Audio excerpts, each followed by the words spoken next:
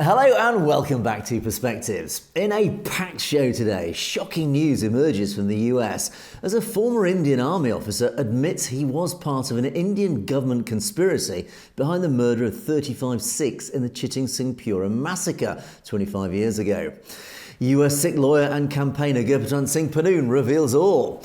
Meanwhile, that same Indian state urges the US to designate his campaign group, Sikhs for Justice, as a terrorist organisation.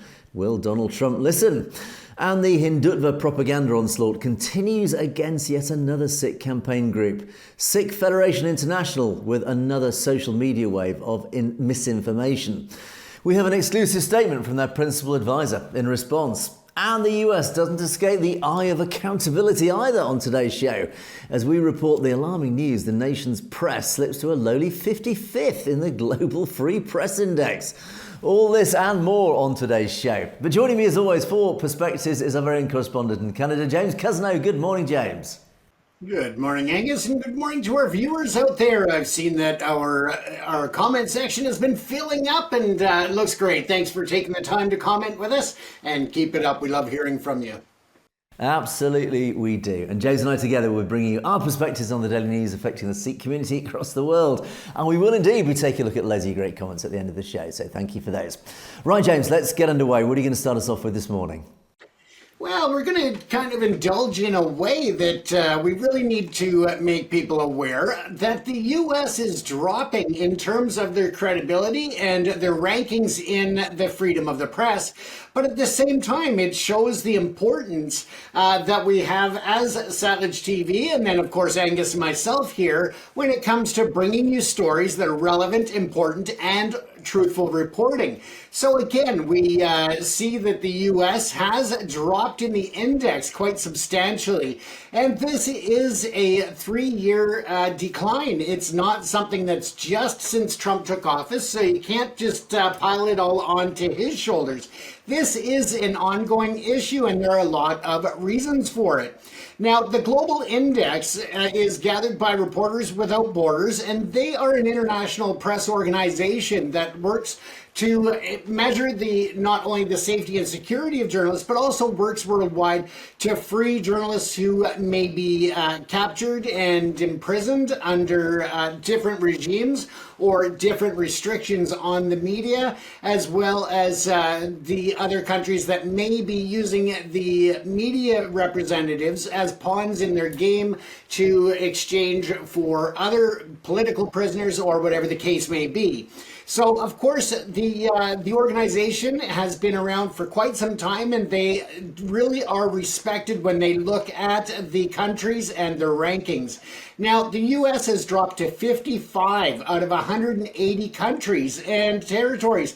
This marks the significant 10-spot drop from 45th in 2023 and continues, as I said, a 3-year downward spiral that's been really seeing the nation and their press freedom classification as a shift from satisfactory to problematic. And that is a big shift. That is a big problem when you look at the importance that media plays and the press plays in a democratic society. Now, the annual index, which evaluates the ability of journalists to operate freely and independently, points to a confluence of factors contributing to this decline. Economic woes plaguing the media industry, and we know that by all of the cutbacks and budget restraints that are put on the media agencies now. But also you can combine in there the need for media agencies to come out as more like entertainment programs as opposed to actual news. And that, of course, has contributed as well to the credibility and the ability of journalists. So that becomes a bigger problem. When you look at, and I'm not referring specifically to the US in this instance, is that a lot more of the political leaders, and that's at municipal levels, state or provincial levels, federal levels around the world, the leadership is coming out with a lot more scripted releases. So they're sitting in front of the cameras and just scripting or reading off a teleprompter their news points and not allowing journalists the interaction to ask questions and to challenge them on certain points. And that, again, has that has brought down the index and has been an issue with all countries on the list, not the US specifically. But again, it does definitely play into that overall drop in the status. Now, one of the most significant factors highlighted in the report was the dire economic situation facing the media landscape, and that's something that we talked about. But there's also job cuts and closures of many news outlets that, of course, severely impacts the ability of newsrooms to function effectively, leading to nearly a 9-point drop in the U.S. economic indicator score. The largest decline across all categories, I might add. Anti-media policies at the local level are further exacerbating these financial pressures, and the impact of political rhetoric and antagonism, the open hostility from political figures, including instances of calling for imprisonment of journalists, has contributed to a climate of intimidation, and this has really working towards the normalization of denouncing the media, and it negatively affected the political and social scores of the U.S., in this index. Now, increasing preference for scripted appearances, as I said, definitely plays a role into this as well. Now, safety concerns for journalists have also seen a sharp rise. We've seen a lot more hostility, anger, and even violence against journalists who are just trying to report on that. And again, that's not just in the US. Even during the trucker rallies in Canada, or the freedom rallies as they called them, there were journalists who were assaulted. There were journalists that were spit on and threatened. So it's, again, not isolated to the United States. So I want to make that clear that it is a problem with journalism worldwide, especially in Western nations where we've had the luxury of a free press for so long, and now it is dipping dramatically. The killings of journalist Jeff German in 2022 and Dylan Lyons in 2023, along with numerous reports of violence and arrests targeting media professionals, paints a troubling picture.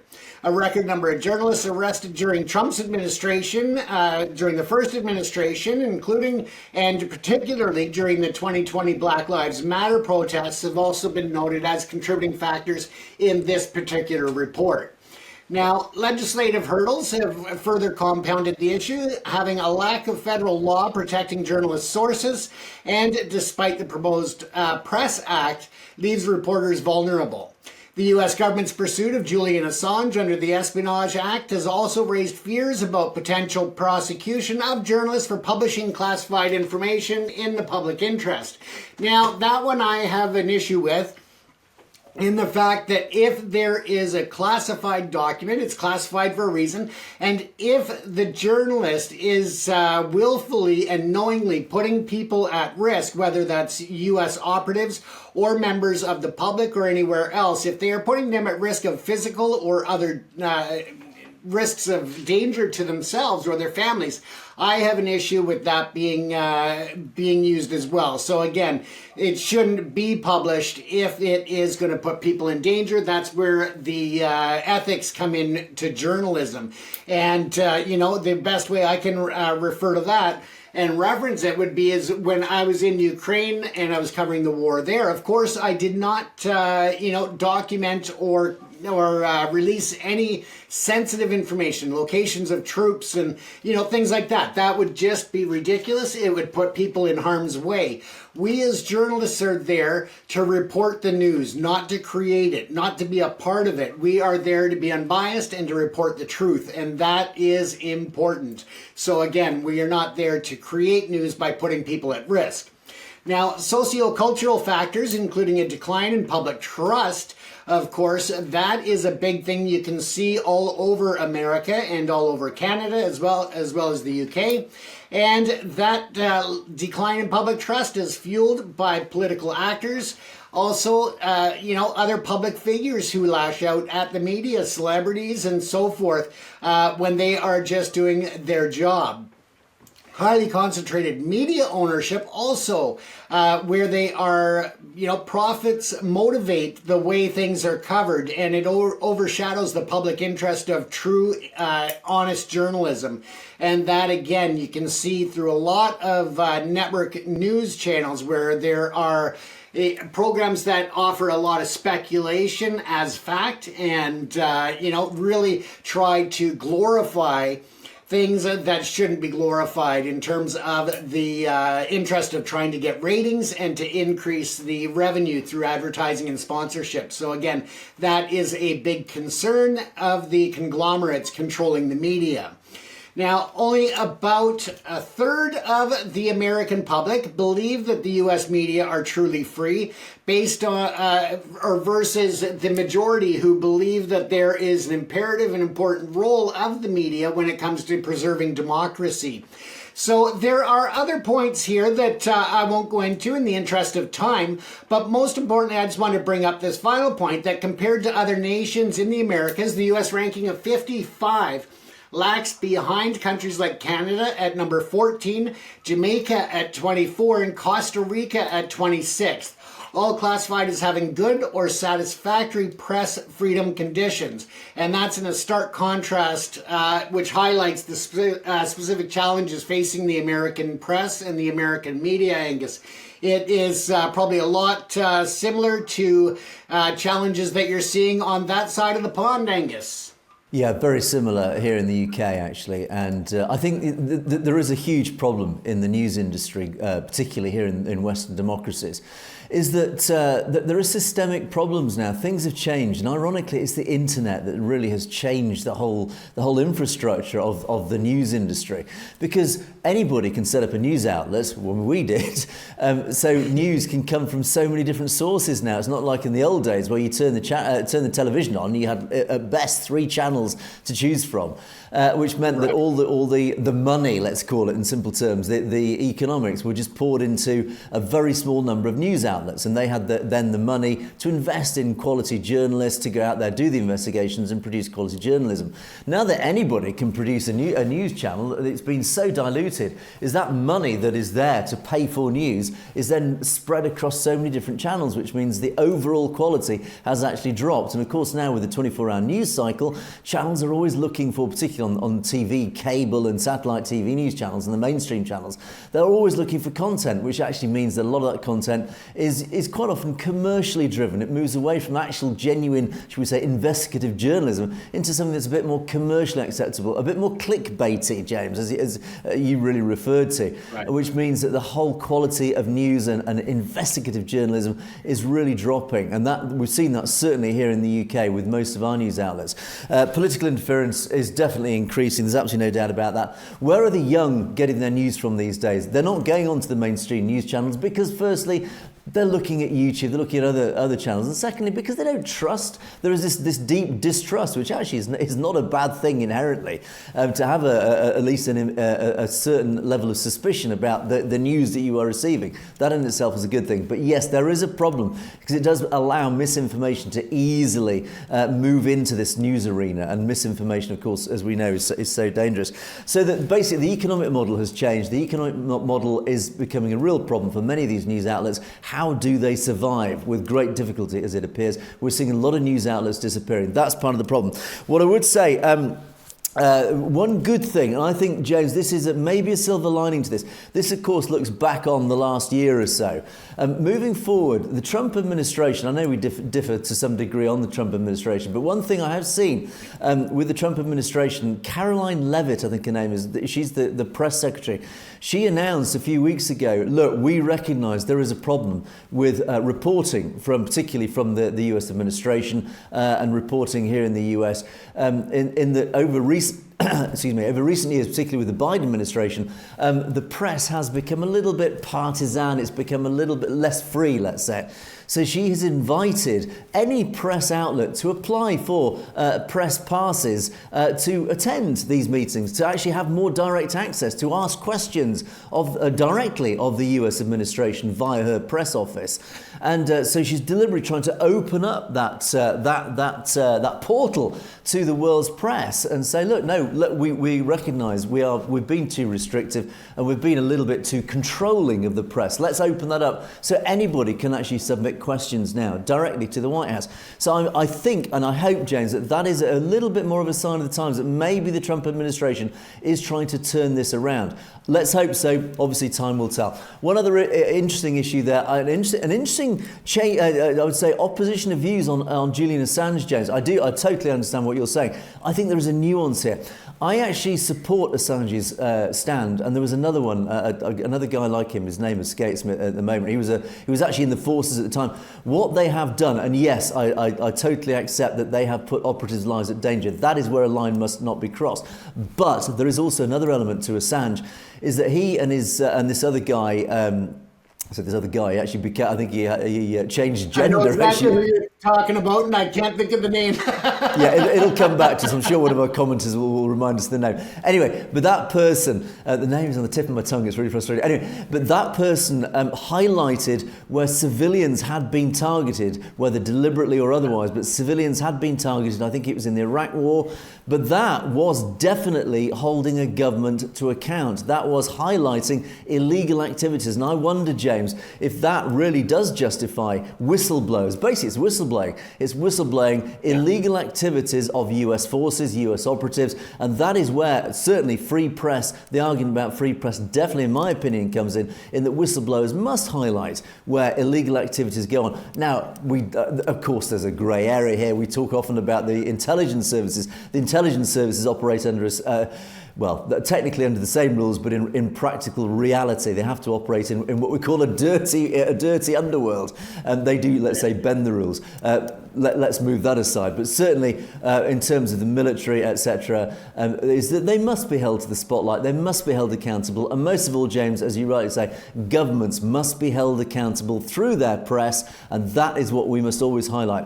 Of course, we do it regularly to India. We must do it to our own press, James, as well.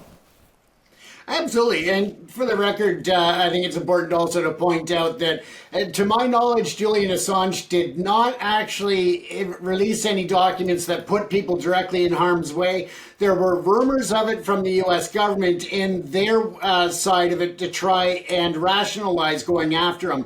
But as far as I know directly, he did not actually put anybody in harm's way. Just for clarification on that, I just want to be clear. My concern is when people do put others at risk. But again, I don't believe that Julian Assange was guilty of that part in terms of everything that I'm aware of. There were rumors, but again, we know how rumors start and how they end.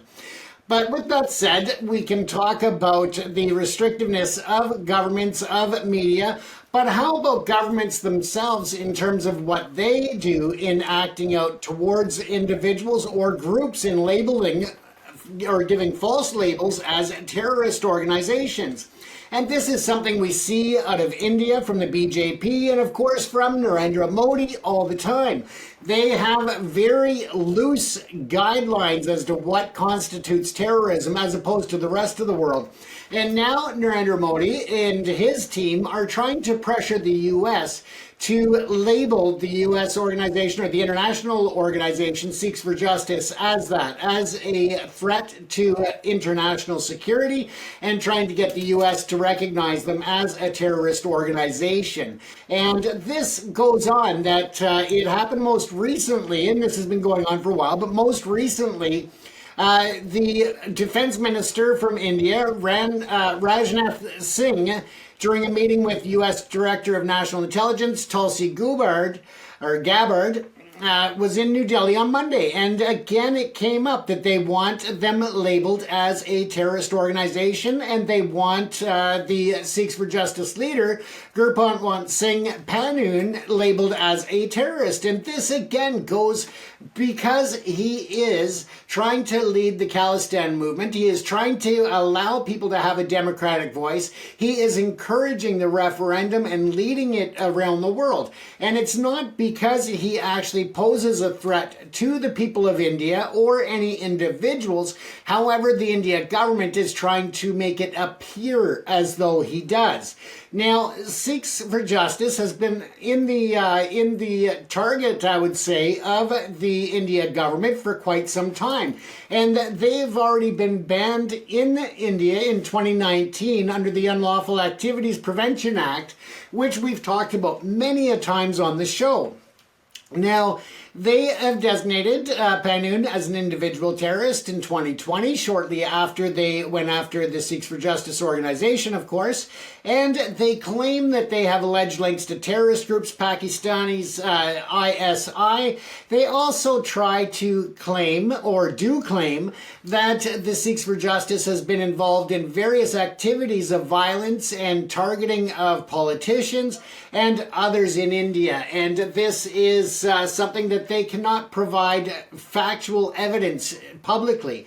They claim to be producing this evidence to other nations, and within their own Bureau of Reporting and oversight for having them remain on that list of terrorist organizations. But again, we haven't seen public information or public evidence because, in my opinion, it doesn't exist. They are not a threat to the safety and security of anyone, except maybe Mr. Panoon might be a threat to himself because of the fact that he speaks out so passionately, so honestly, but he also likes to push the envelope. And when I say that he may be a risk to himself, it's because he tries to hold people accountable, and those people have shown the ability and the willingness to take out potential hits on him. And that's what I mean by that statement. And, they claim that the Sikhs for Justice have been trying to be involved with gangsters and other separatist groups, and including those in Kashmir.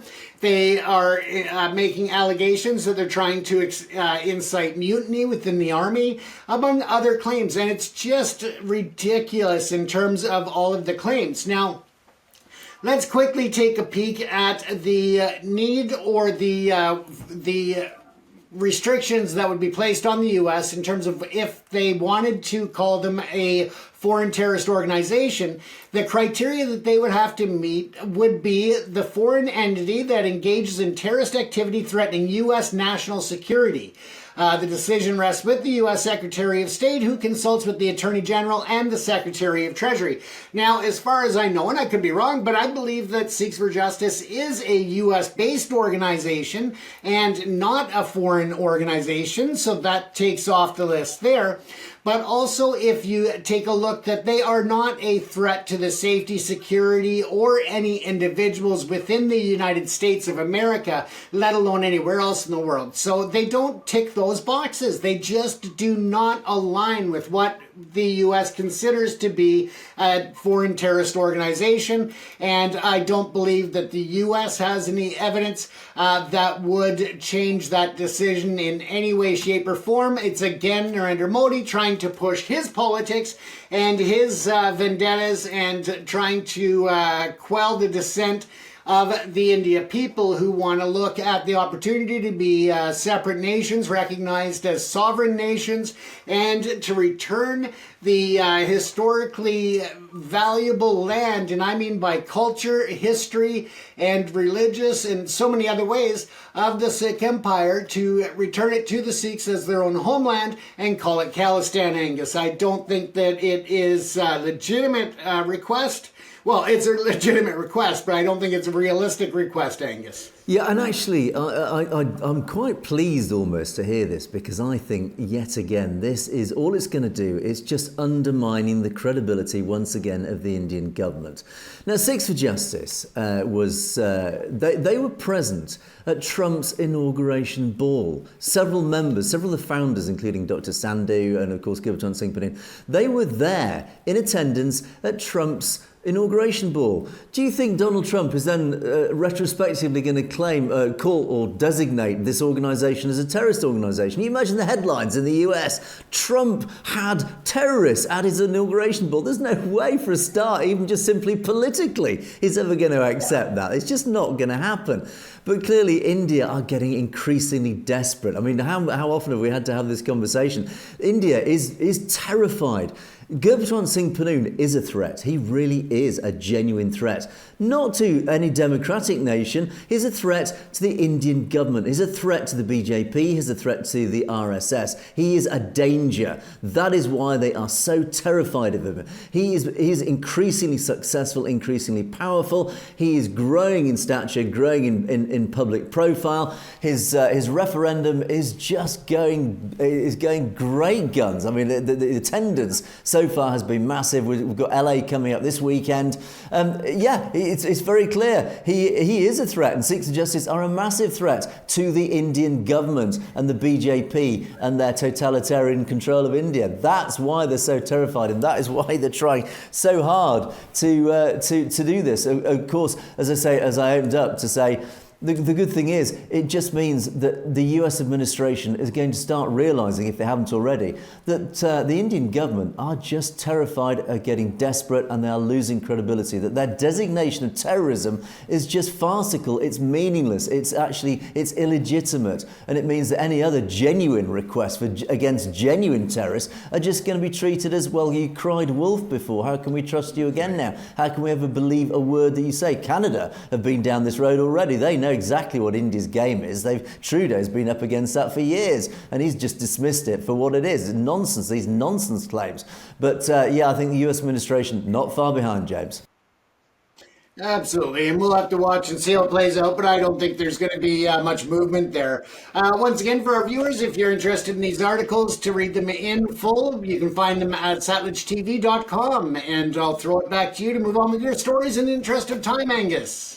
Indeed, a lot to get through on my side, and I'm going to start off with a very fascinating, interesting, breaking news story. It came clear yesterday, talking about Sikhs for Justice, and again, why are India so terrified of Sikhs for Justice? Well, boy, have they just dropped a bombshell. Gurpatwant Singh Pannoon released a video the other day, I think it was yesterday, about the Chittisinghpura massacre. By strange coincidence, we did actually, thanks to one of our correspondents, one of our commenters, told us or reminded us about the Chittisinghpura massacre. Right. And just to remind our audience what that was all about. In March the year 2015, gunmen entered the village of Chittisinghpura. They ordered all the Sikh men and boys to assemble at the village Gurdwara, and they shot and killed 35 of them. There was one survivor of the massacre, a guy called Nanak Singh, who told what happened to reporters afterwards. This is the first time in the Kashmir conflict that Sikhs had ever been targeted. Now, originally it was blamed on Islamic terrorists, but the head of the local Mujahideen said, look, the Mujahideen have nothing against the Sikh community, which sympathises with our struggle. We assure them that there never was and never will be any danger to Sikhs from Kashmiri freedom fighters. So there's no way that Muslims, or certainly the Muslim organisations, have said, it wasn't us. Why would it be? We have no motive to do that. Blame was actually laid on at the time against another actually Islamic terrorist organisation, or a militant organisation, let's call it, Lashkar-e-Taiba. And ever since then, it's been blamed on them, certainly by the mainstream Indian Govt media. But survivors have continued to say, and consistently said, look, the perpetrators looked like they were from South India. They shouted pro-India slogans, Jai Hind, after the massacre. So that has always been the conspiracy. Well, as it turns out, this massacre happened under the first ever BJP government under Prime Minister Vajpayee.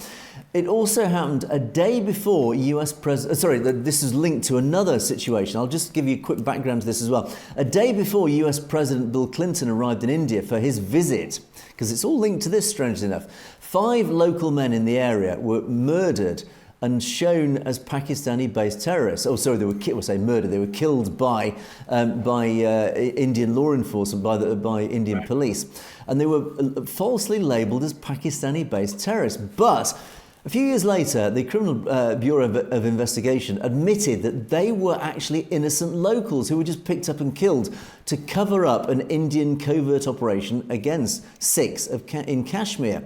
Now, 25 years later, the truth has finally come out thanks to Sikhs for Justice.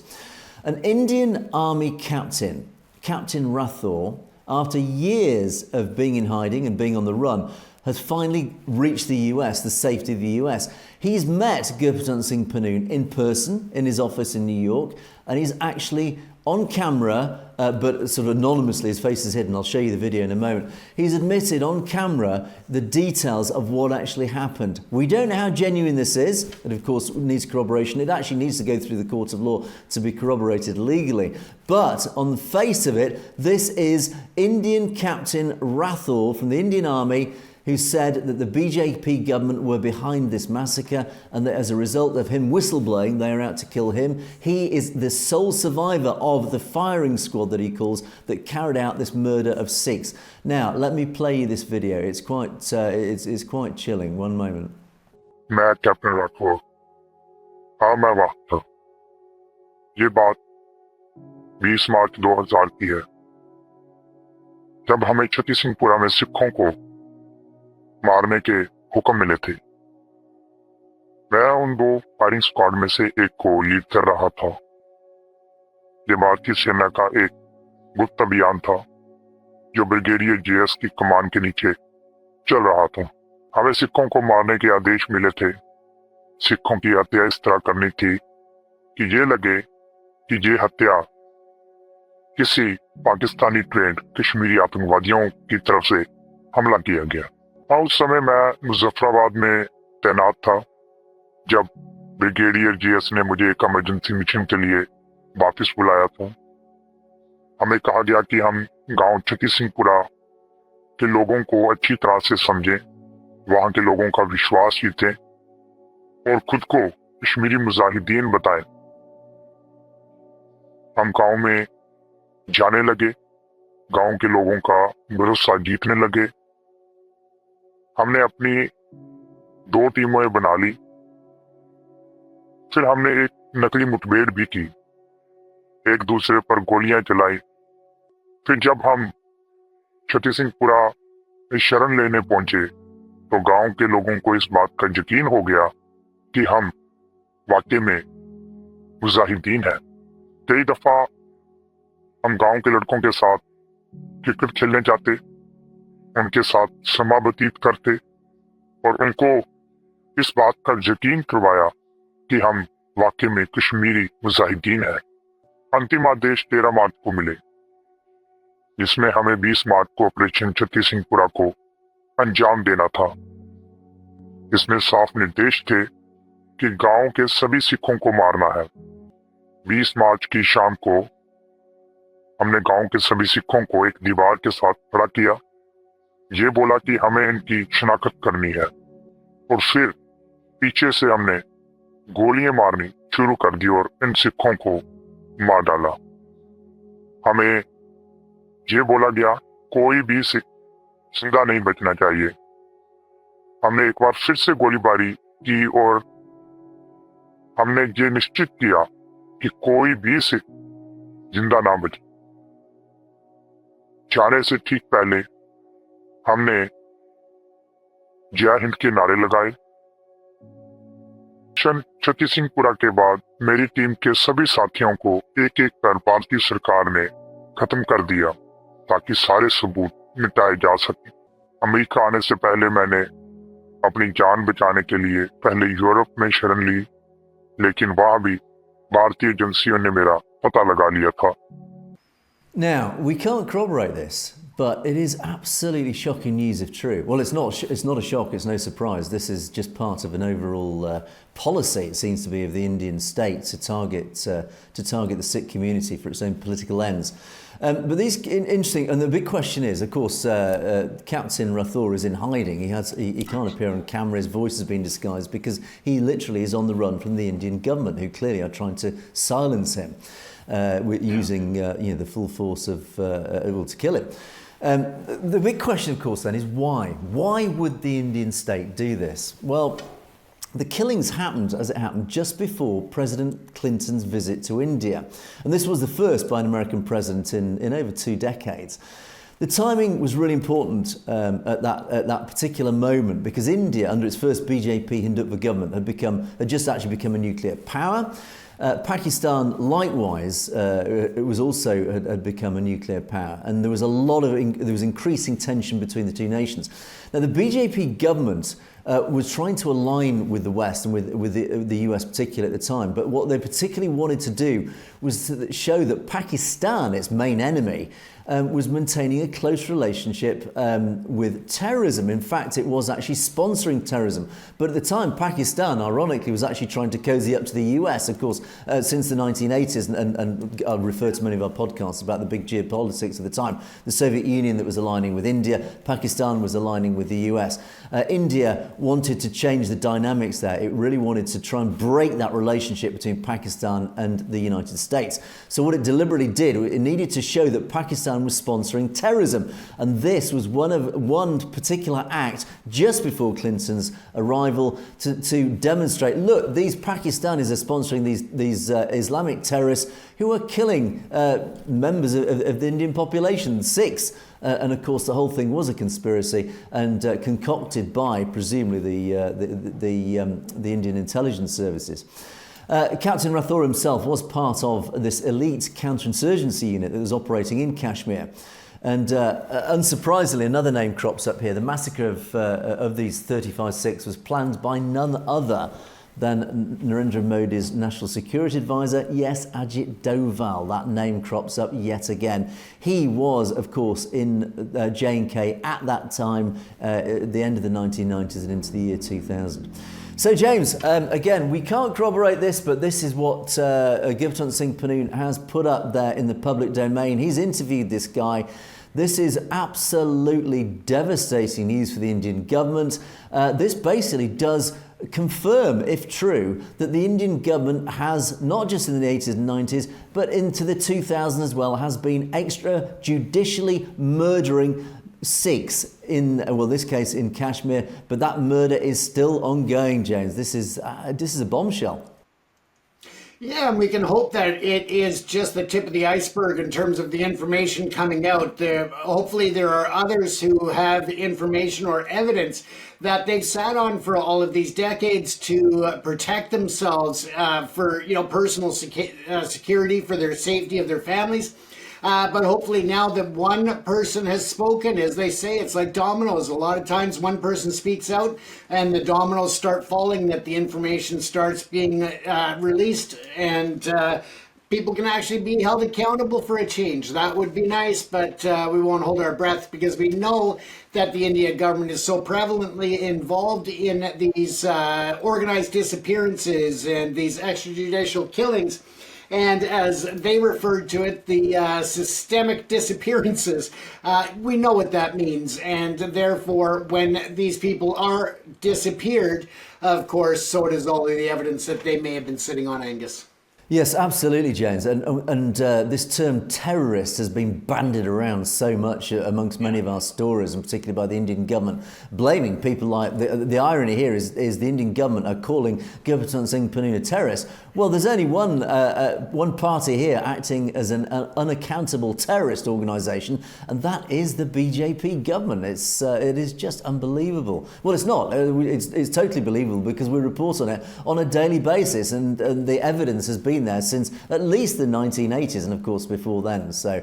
But talking about terrorists and people accusing other organisations of being terrorists, my second story, and I would like to thank one of our correspondents, you know who you are, thank you for bringing this to our attention, who emailed us about this story. Social media has been, of course, that platform for the massive spread of misinformation. It's been hugely leveraged by the Indian government and its Hindutva army, its online army of Hindutva operatives, whose job every day, day after day, week after week, is to spread anti-Sikh propaganda, to spread pro-Modi propaganda, and to do its level best to try and turn the world's population against the Sikh community. Well, they're at it again. And there's an account called Candida Exposed Army that on a regular basis churns out this anti-Sikh nonsense, this anti-Sikh propaganda.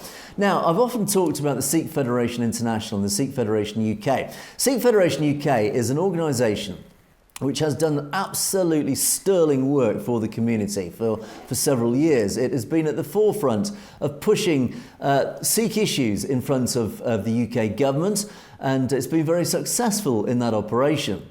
It has also recently formed the Sikh Federation International, where it's joined up with their counterparts in countries like Canada and other nations around the world to create this global organisation, primarily with the with two main tenets, two main philosophies. Firstly, is obviously just to push all Sikh issues onto the global agenda, but more essentially, it was designed and it was set up to provide one single legal entity that can then approach organisations like the United Nations and other global organisations that need to have conversations on a simple legal basis to push the Khalistan argument, to push the argument for the establishment of a sovereign Sikh nation of Khalistan. So that is why the Sikh Federation, one of the reasons why the Sikh Federation International was established. It was recently at the United Nations. It's been very successful in lobbying for Khalistan, in lobbying for highlighting the fact of what India have been up to, the Indian government have been up to. Recently, again, we reported how the Indian government has been directly held accountable by the United Nations, by a group of investigative operatives from the UN who actually produced a document to say these are the outrageous activities of the Indian government. This is not acceptable from any democratic nation. So the United Nations have been holding India to account at last, primarily because of the actions of Sikh Federation International. So, understandably and unsurprisingly, the Indian government are fighting back. Indian government, as we've just reported, are fighting back against Gurpatwant Singh's Sikhs for Justice because they have been so successful with the Khalistan referendum. Now it's Sikh Federation International's turn to be the target of this group of international terrorists. Let's call them what they are: the Indian government and the Hindutva army. Essentially, more terrorist activity. So online, they through this account, which clearly must be an RSS-sponsored account. They have a long track record of posting of anti-Sikh and certainly anti-Khalistan propaganda. Latest one, Canadian RCMP lists the National Sikh Federation as a terrorist group linking 500,000 Canadian Sikhs. I mean, this is farcical. What the latest post claims that the Canadian police force, the Mounties, have designated International Sikh Federation as terrorists due to its direct involvement in violent acts and extremist ideology. Really? The same organisation that actually is in discussions with the United Nations? I don't think so. The Sikh Federation's ties to assassinations, bombings? Really? And here we go again. It's Canada's largest terror attack. It claims, of course, the bombing of Air India. The Sikh Federation International was involved in that. Really? It was only formed a few years ago, so that's quite some link. Of course, this is absolute nonsense. But then it says the group's ties to Baba Khalsa, a Sikh separatist organisation, have been well documented. The attack, which occurred in 1985, remains one of the deadliest acts of terrorism in Canadian history. Yeah, well, who was behind that? We believe it was RAW, as do most of the Sikh community. But anyway, according to, and this is where it just really goes into farce. According to the 2021 census, there are approximately 771,000 Sikhs in Canada involved with the International Sikh Federation. Well, yeah, so what this post is actually claiming, James, is that 750,000 Canadian Sikhs are all terrorists. Well, you'll have to forgive me for laughing, but what that does, it just proves what a complete load of hilarious nonsense this post is. But what worries me, and this is why this is so dangerous, it doesn't matter if it's absolute nonsense or it's a farce, is because they've cherry-picked a few little bits of fact and twisted it into something that is really, really dangerous. One of the commenters, and I've picked up this comment to show how effective this misinformation, how dangerous it is. Kayanai's mum. Wow, at first this was unbelievable, but I just searched it up, and yes, in 2020, the International Sikh Federation, it's actually the Sikh Youth Federation, was listed as a terrorist group by the RCMP and CSIS due to their association with Khalistan extremism and their activities that pose a threat to Canadian security. So here, by the looks of it, is a very ordinary person who's read this and thought and done a little bit of due diligence and found out actually one of these little facts is true. So therefore the rest of it must be true.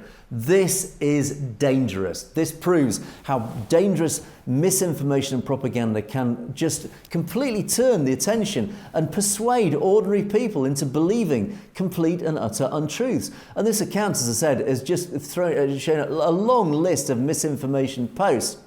Now, I did speak with Sikh Federation International, in fact Sikh Federation UK, one of the root organisations of this, and I spoke with a regular guest of our programme, Dabinderjit Singh. He's the principal advisor to the Sikh Federation International. I showed him this. I said, look, this is really dangerous. What do you think? And he's actually come back to us. He's produced a statement. I'm going to play this statement for you now. It's very detailed, but this actually sets out the facts. And I just want people, please, to bear with this. Listen to this. These are the facts of the situation. But what it does highlight is it highlights how dangerous and manipulative Hindutva is, how they've twisted the facts, how India has, in conjunction with this, has been pressuring countries like Canada to produce nonsense stories like this. And I'll quickly play this for you now.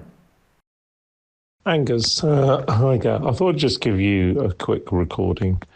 Basically, in March 2001, when the UK government introduced, under the Terrorism Act 2000, the first ban on any organisations under the new legislation, they introduced an order which had 21 different organisations, which included 2 Sikh organisations. And the problem was the way the Labour government presented it was you couldn't amend the order. You either had to accept all 21 or reject all 21. Now, that wasn't the logic behind the original legislation, because Parliament thought when an organisation is going to be banned, the government of the day would say, Organisation X is going to be banned, and there would be a debate in the Commons and Lords. Now, by grouping 21 organisations together, which probably included terrorist organisations, it was very much the case at the time that from the work we did, a lot of politicians admitted that the ban on the International Sikh Youth Federation was entirely political on the basis of it would please India if the ban took place. It didn't make any sense because the organisation wasn't banned anywhere in the globe, including in India. Anyway, debates on the 14th of March 2001, 11:30 in the evening, shouted down by Labour MPs, took a vote the next day. Debate in the House of Lords, I think, was 28th of March. Again, 5-hour debate. Concerns were raised about the inclusion of the ISYF in both debates. And a delegation of Labour MPs led by a Labour minister met Jack Straw, the Home Secretary, on the 1st of May 2001. And he basically almost said in the debate a mistake might have been made on the 14th of March. Therefore, on the 1st of May, in this private meeting, I briefed the delegation, the minister and MPs that went to see him, before he said, I would look favourably if the ISYF, or those that used to belong to the ISYF, put in an application for deprescription. We did this on the 9th of July 2001, following the general election that year. The government, under the legislation, are required to respond within 90 days. Unfortunately, within 90 days came 9/11.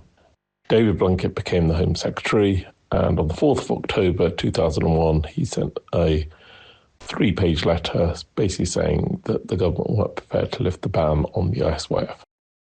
Now, it was something like a 120-page application, and there were 3 organisations that opposed the ban. It was the ISYF, the PKK, and a group called the Mujahideen al-Haq. And in short, they then went through an appeals process, and the appeals process ran through to July 2003. First organisation go through, all done in secret, and all 3 organisations, through their lawyers, pulled out of the appeals process, saying it was the odds were stacked against them because they couldn't see the evidence the government was going to present in court. For the Sikhs, it was I don't think it was coincidental that Canada introduced the ban in July 2003 against the Icewave and Babar Khalsa, because there was probably some pressure on the UK government and the Indian government to say, look, there is a possibility that the appeal might be won in the UK, because their argument is, why was the ban introduced on the Icewave in the UK alone when it wasn't introduced anywhere else in the globe? Now, India introduced the ban after POTA came into effect. I think it was December 2001, following 9/11. That's when they first started banning Sikh organisations.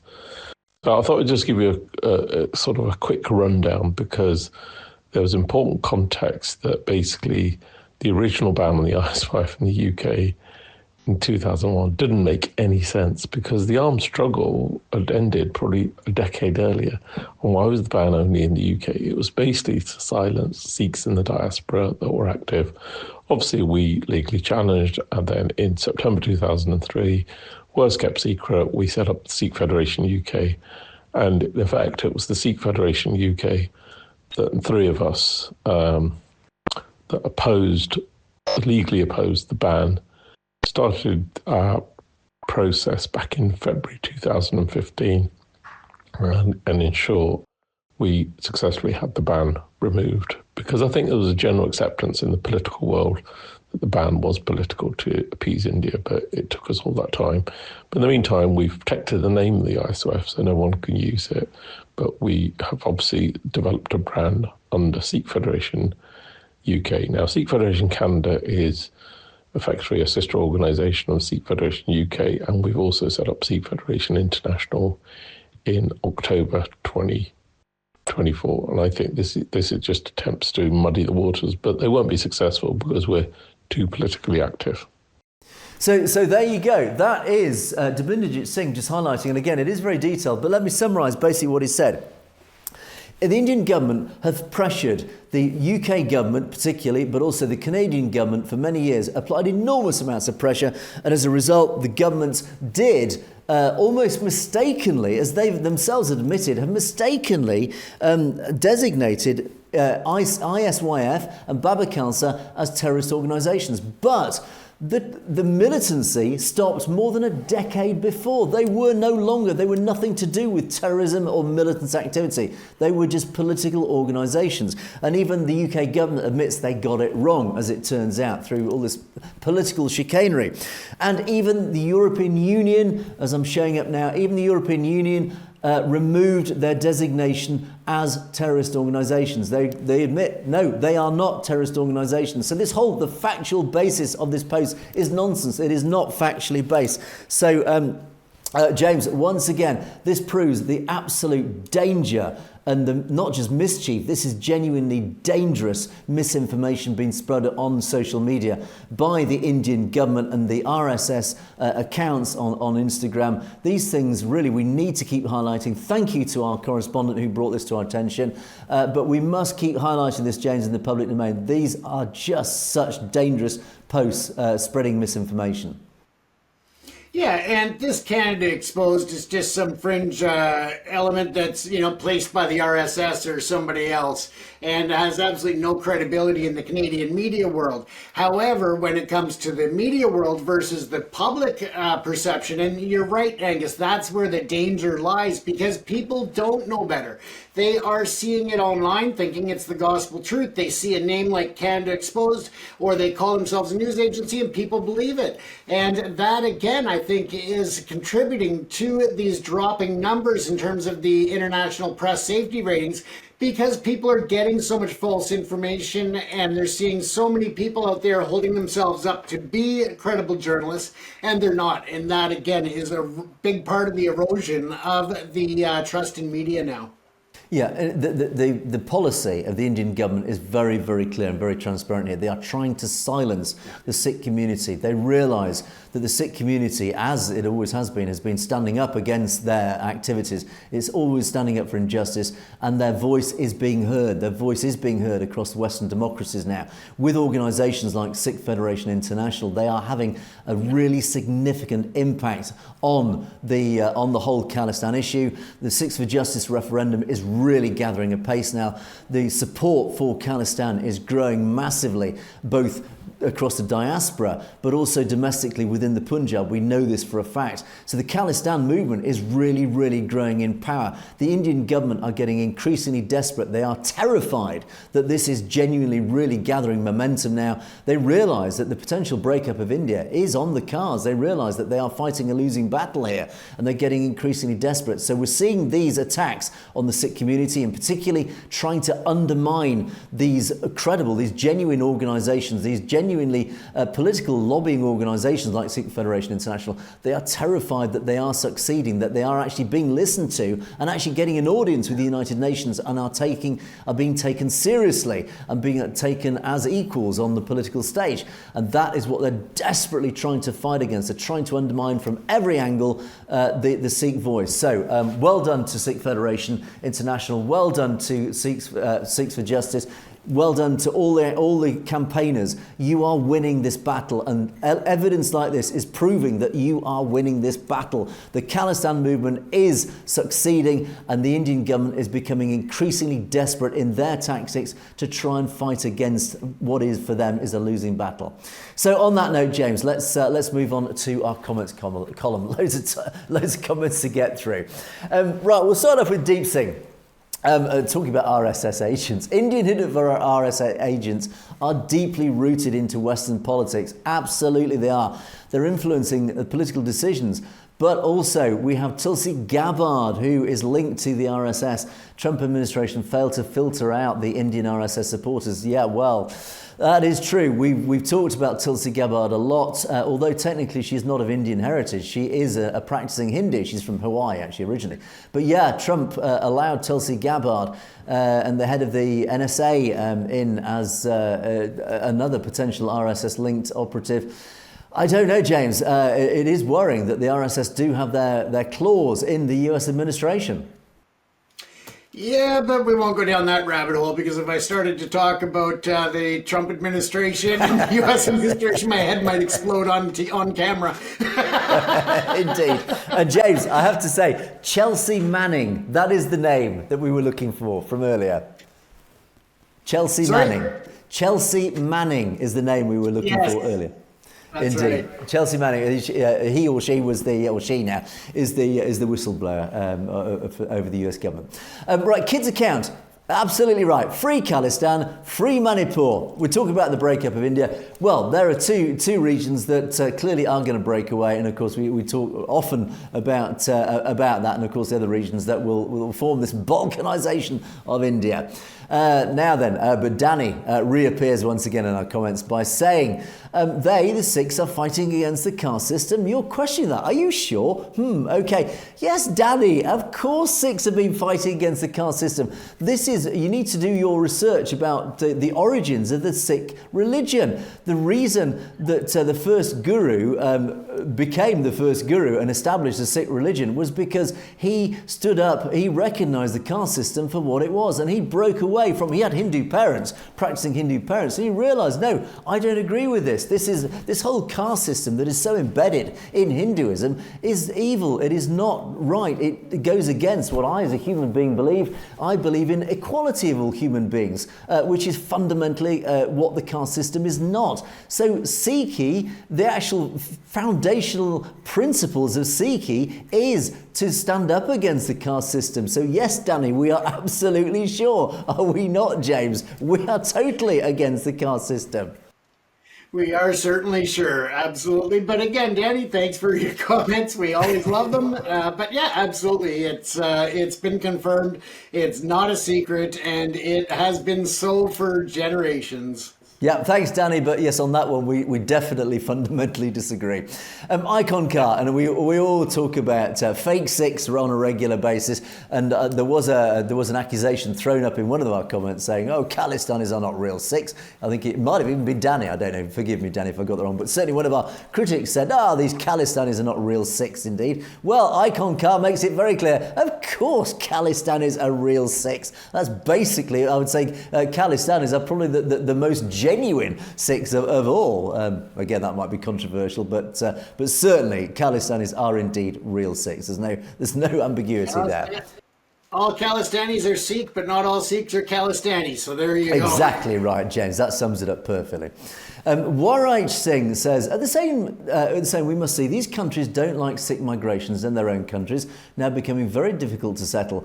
My father's grandfather was in the Second World War in the British Army. We don't have any help from such countries. Now, I think the important point here is, and this highlights, we talked about the Sikh, or Sikh, as we say here in the UK, the Sikh military heritage, and certainly all the way back to the British Empire, but certainly in the British Army, the Sikhs have served, as we often say, have served with absolute distinction and honour through both world wars, through all sorts of conflicts. And as this commenter says, his own great-grandfather fought in the Second World War with the British Army. And it is about time that nations like the United Kingdom actually paid tribute, and actually, in the same way that we did with the Gurkhas, we should actually pay respect to the Sikhs who have contributed so much to our, not just our society, but specifically to the British Armed Forces, who've literally laid down their lives for the British Armed Forces, James, and likewise for nations like the US and Canada.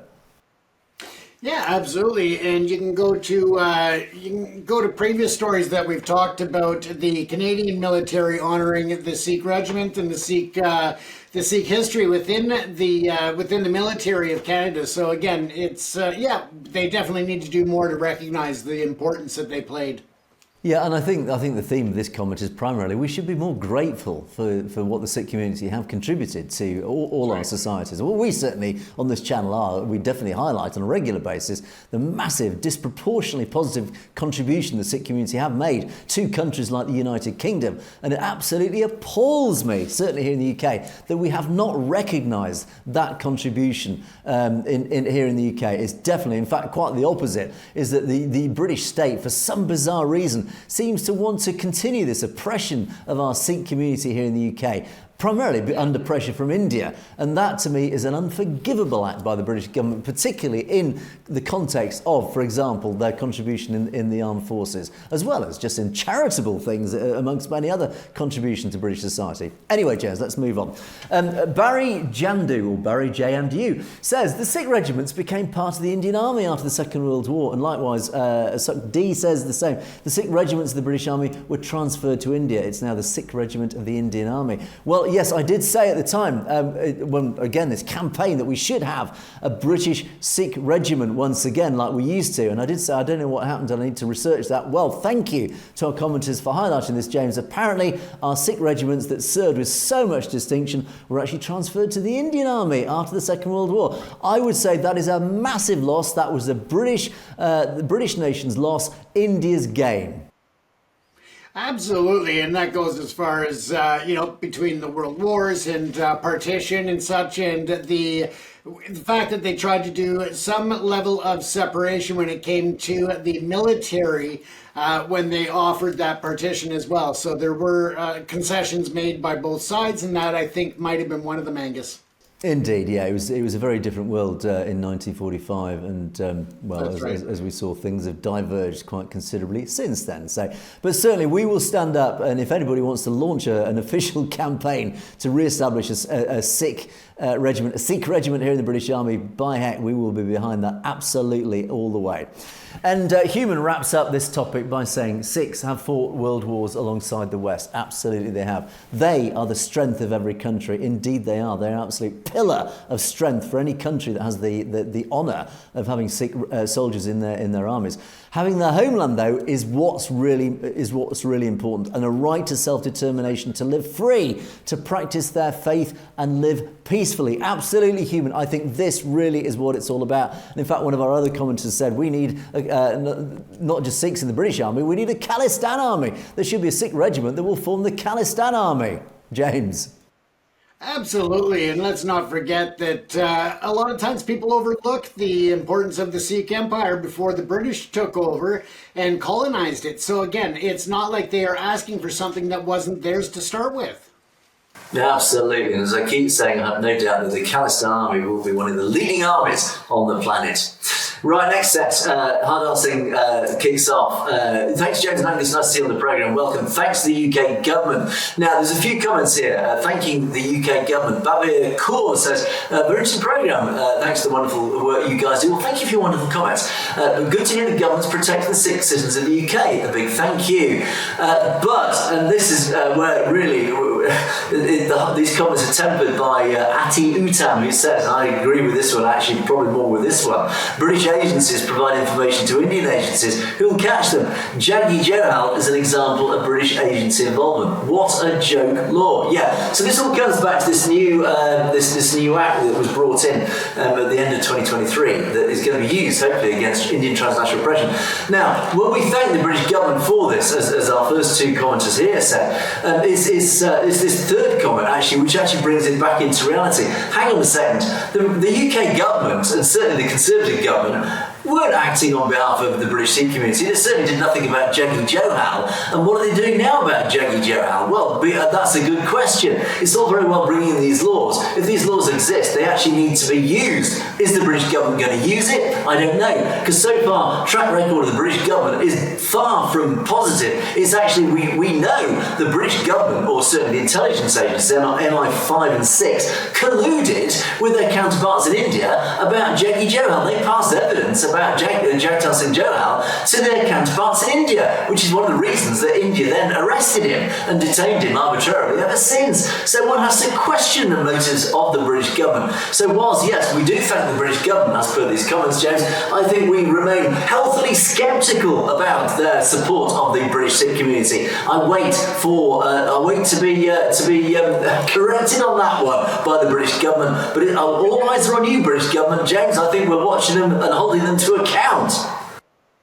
Absolutely. And let's not forget that regardless as to what their laws are, when you're dealing with intelligence and national security issues, they will play one side against the other. They'll exchange information on different individuals. And sometimes they'll be misleading as to why they want that information. And that could be the case with Jaggi, but I don't think so. I think they willingly, knowingly, and blatantly took part in sharing that information they should never have, in my opinion. Indeed, absolutely right. So we will hold the British government to account. Jagtar Sidhu, this is a comment again. We are Sikhs, not Hindus. Don't forget, it's the Hindu Brahmin kings attacked Sri Guru Gobind Singh Ji 12 times, but the Mughals only 2 times. So basically, what this comment is saying is that our greatest enemy, if we have enemies, is the Hindus. It's not so much the Muslims or the Mughals at the time. It's actually the Hindus. That's the community we need to be more suspicious and careful of. Sikhism is closer to Islam than Hinduism. That's why the 5th Guru asked the Muslim saint to put down the first brick of the golden temple instead of the Hindu Brahmins, James. So yes, I think we don't want to promote any division between the communities, but certainly the evidence in the past has pointed to the fact that actually the Hindus form a greater threat to the Sikh community, as we do know for a fact, James. Yeah, as a whole, you're absolutely right, Angus.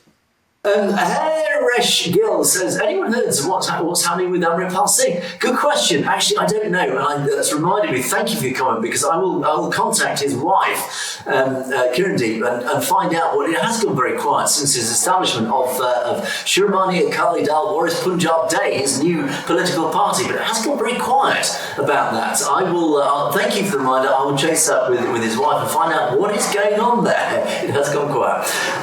Pamathwal says, I think, I love this comment, James. I think in the last life, you were both Sikhs, James. I love that comment, and yeah, there you go, right? You never know. Life is funny how it plays out, Angus. It's quite possible, and I do have to say that everything I learned about Sikhi, I definitely align with. It really does represent the best of humanity, and certainly, if I ever were to nail my flag to a mast, religiously speaking, yeah, I definitely get. I think the Sikh community, the Sikh religion, definitely is probably the one it would be. But in a past life, who knows, James? Who knows?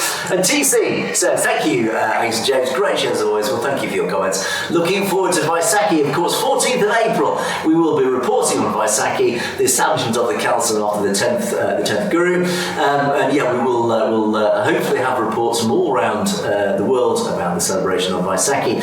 And Surjit Kaler signs us off today, James, thanking us and blessing us. Well, thank you and bless you. Britain does not require a Sikh regiment. Oh, this is the comment. Khalistan will be created. You're welcome, Angus and team. Well, yes, James, as we said, Khalistan will have the Sikh regiment. That will be the definitive Sikh regiment. As I say, I have no doubt it will form probably one of the most capable militaries on this planet. In the same way, for example, that the Israeli army, a very small army, but certainly one of the most effective armies, one of the best trained and the best equipped, best resource armies on the planet. I have no doubt that the Khalistan Sikh regiment, the Sikh army, will be the most effective, capable fighting force on the planet, James.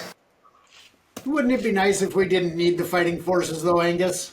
Well, in a perfect world, James, but as we know, we sadly do not live in a perfect world. But that is that is what we strive for. And but on that note, we will bring perspectives to a close for another day. But thanks so much for watching the show. Don't forget to keep those comments coming in. Loads of great comments have been coming in. Do keep them coming, especially highlighting information that we might have missed or breaking news stories. Thank you for those who did actually highlight that breaking news. About Chittisinghpura and Captain Rathor, and thanks for bringing that to our attention. We did see it at the same time, but do, if you see news items, put them in the comments just to bring them to our attention. Don't forget you can message us directly at message@satlodgetv.com as well if you don't want to put it in the public domain. But that is it for another day. Thanks so much for watching. It is a goodbye from me. It is a goodbye from James. Stay safe, everyone. You have, of course, been watching Perspectives. We will see you next time.